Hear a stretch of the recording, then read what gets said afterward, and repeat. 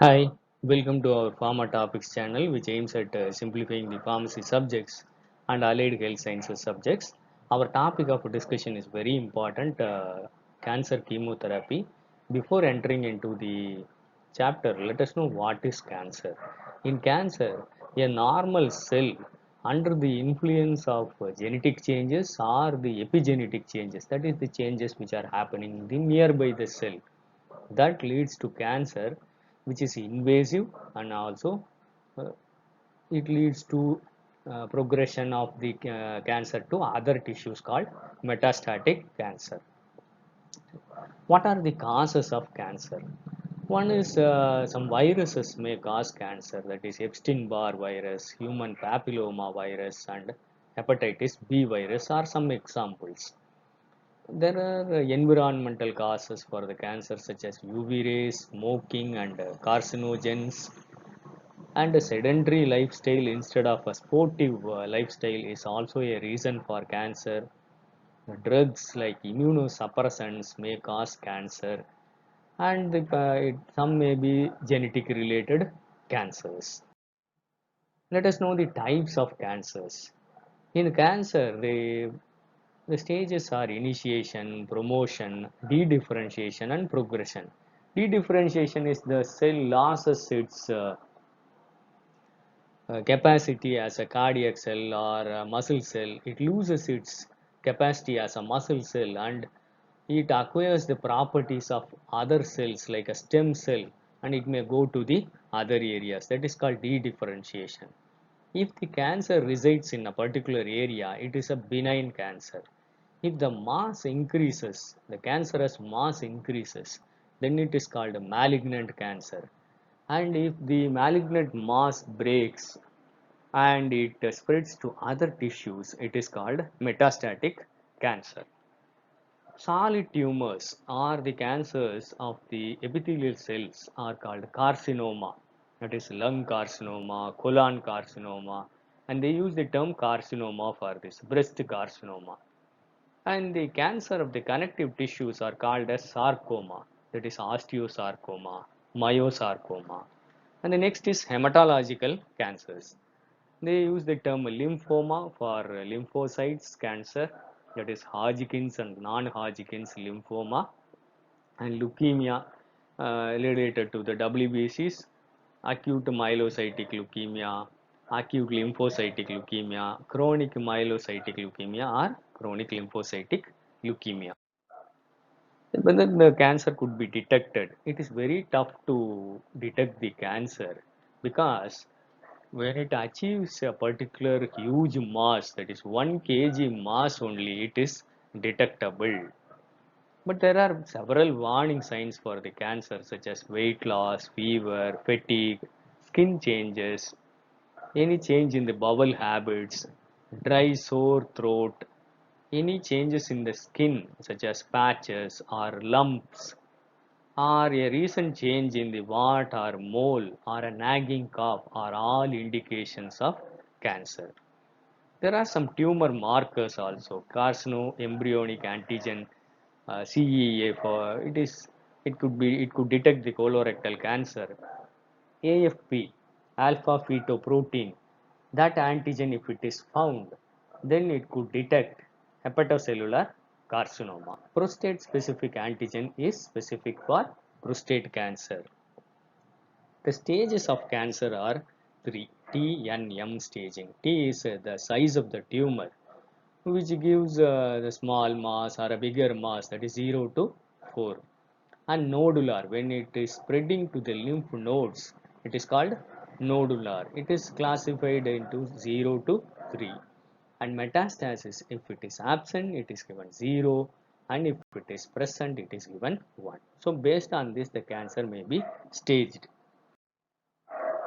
To know about the cancer, in the DNA there are several genes which are present. There should be a balance between the two kind of genes, such as oncogenes, which produce the cancer, and tumor suppressor genes, which suppress the cancer. The different oncogenes are HER2, RAS, ABL, Jun, FOS, and MYC. When they express, they lead to DNA damage, chromosomal damage, and cellular stress. That leads to uncontrolled mitotic division, dedifferentiation, and metastasis. Whereas opposite of it is tumor suppressor genes. They cause cell cycle arrest or no division happens, that is called senescence. They may repair in the normal cells. Yeah, if they are irreparable, they lead to apoptosis. They also inhibit angiogenesis. These are all the function of tumor suppressor genes. There are a lot of tumor suppressor genes. When any mutation happens in them, that leads to cancer. For example, RB1 mutation causes retinoblastoma, WT1 mutation causes Wilms tumor, P53, which is the most important tumor suppressor gene, the mutation of it leads to sarcomas, breast cancers, and brain tumor. There is another tumor suppressor gene called BRCA, BRCA1 and BRCA2. Mutation in them leads to breast cancer and ovarian cancer. P10, it's a tumor suppressor gene. Mutation in it causes prostate cancer, breast cancer, and cancer of the brain, glioblastoma. Let us see the differences between a normal cell and a cancerous cell. In normal cell, the physiological cell numbers in that tissue is normal. There is a controlled proliferation and regular apoptosis rate, and temporarily they become active when the cell divides, and it is regulated by the signal transduction pathways, and the DNA is normal. Whereas in case of cancerous cell, the cell number is huge. It has increased cell division, reduced cell death. It is permanently overactive process. There are dysregulated and more signal transduction pathways in a cancerous cell, and there is a lot of damage in the DNA. Let us see what are the drugs used in cancer chemotherapy. Before that, let us see the cell cycle. There are four phases in it: G1, S, G2, and M. S phase is DNA synthesis of the DNA. M phase is the mitosis of the cell. There are checkpoints, two checkpoints, whether it is happening properly. One is G1S checkpoint and next is G2M checkpoint. If that checkpoints fail, that may lead to cancer. So the first category is cell cycle specific drugs. If they act on any point of the cell cycle, that is G1S, G2 or M, it is called cell cycle specific drug. First class is S phase specific drugs. They are anti-metabolites such as antifolate drugs, purine analogs, pyrimidine analogs, topoisomerase inhibitors, histone deacetylase inhibitors, and hydroxyurea. The next one is M phase specific drugs. They affect the microtubules or the topoisomerase such as vinca alkaloids, taxanes, epothilones, estromestin, and eribulin. If they act at different points of the cell cycle, then they are called cell cycle non-specific drugs, alkylating agents, antimetabolites, platinum compounds, and anti-tumor antibiotics.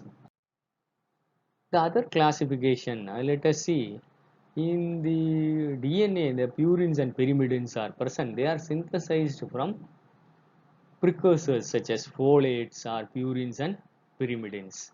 They lead to formation of ribonucleotides which convert to deoxyribonucleotides that synthesize the DNA.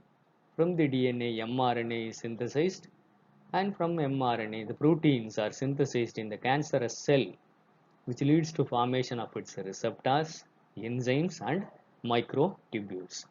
The drugs can address this at several points. One is purine synthesis inhibitors. They are called antimetabolites, 6-mercaptopurine, and pyrimidine synthesis inhibitors and folate antagonists such as methotrexate. The next is they may affect the DNA. They are alkylating agents, platinum compounds, topoisomerase inhibitors, and antibiotics. They affect the DNA. The next classification is they affect the formation of different proteins.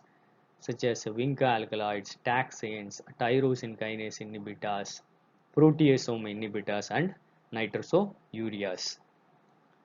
And there is a special drug called crisantaspase. It's an enzyme which affects the formation of mRNA in the cancerous cells. In cancerous cell, several reasons are there for the drug resistance. One is the drug may form an efflux pump called P-glycoprotein. When the drugs come into the cancerous cell, it is thrown off by the P-glycoprotein, which is a very important reason for drug resistance in chemotherapy. The next is the entry of the cell may not be enough to have its activity. The drug entry is less. Cancerous anti-cancer drug entry is less into the cancer cell.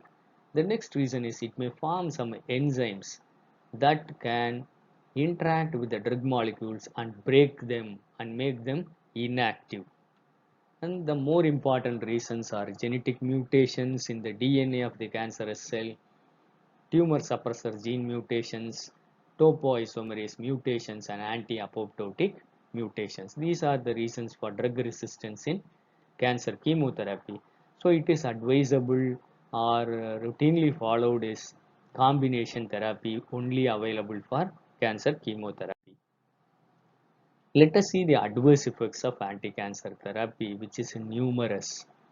One is bone marrow depression, leading to the reduction in the formation of blood cells. The next is hair loss called alopecia. Gastrointestinal disturbances are more common, such as severe nausea and vomiting, mouth ulcerations called stomatitis, hepatotoxicity, pulmonary toxicity, bladder toxicity or renal toxicity, cardiotoxicity, and some drugs they cause infertility, and several drugs are vesicants. They injure the when they spill on the skin, they cause injury to the skin. Several monoclonal antibodies cause hypersensitivity, chills, and fever. And all this, since the cancer cells are targeted and broken off, several purines and pyrimidines release, they get metabolized. That leads to a syndrome called tumor lysis syndrome, hypercalcemia, and all the anti-cancer drugs, when they target the normal cells, they damage the DNA, and which leads to formation of secondary cancer. So it is a brief introduction of the anti-cancer therapy, types of cancer. I hope it will be useful for you. Happy learning. Thank you for listening. Kindly share this to your friends and kindly subscribe to our Pharma Topics channel for putting more videos related to your subjects. Thank you.